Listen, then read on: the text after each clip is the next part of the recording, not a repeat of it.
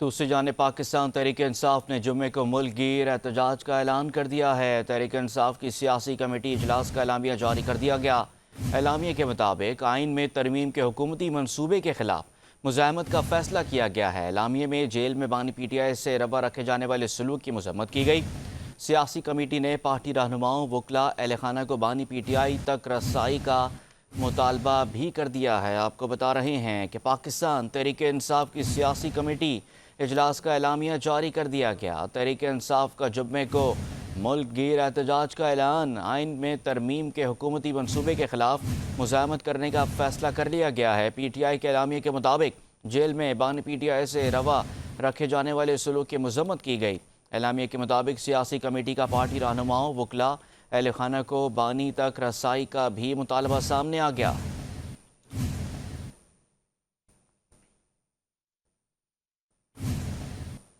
آئینی ترامیم کے خلاف بھرپور مزاحمت اور جمعے کو ملک گیر احتجاج کا اعلان۔ پاکستان تحریک انصاف کی سیاسی کمیٹی نے آئینی ترامیم کے خلاف بھرپور مزاحمت کرنے اور جمعے کو ملک گیر سطح پر شدید احتجاج کا فیصلہ کر لیا۔ پاکستان تحریک انصاف کی سیاسی کمیٹی کا اجلاس چیئرمین بیرسٹر گوہر کی زیر صدارت ہوا، جس میں آئینی ترامیم کی بھرپور مزاحمت کا فیصلہ کیا گیا۔ اعلامیہ کے مطابق آئین میں ترمیم اور بانی چیئرمین کو بدترین سلوک کا نشانہ بنائے جانے کے خلاف جمعے کو ملک گیر سطح پر شدید احتجاج کیا جائے گا۔ تمام ریجنل اور مقامی تنظیموں کو ضلعی ہیڈ کوارٹر کے باہر نماز جمعہ کے بعد پرامن اور بھرپور احتجاج کی ہدایت کی گئی ہے۔ اعلامیہ میں کہا گیا کہ آئینی ترامیم کے ذریعے دستور کو مسخ کرنے کی حکومتی کوشش کو کسی طور پر قبول نہیں کیا جائے گا۔ آئین کی بالادستی پر یقین رکھنے والے تمام طبقات پرامن احتجاج میں شرکت کریں۔ اجلاس میں پارلیمنٹ کے دونوں ایوانوں میں ترمیم کا راستہ روکنے کے لیے بھی ہر ممکن کوشش پر اتفاق کیا گیا، جبکہ سیاسی کمیٹی نے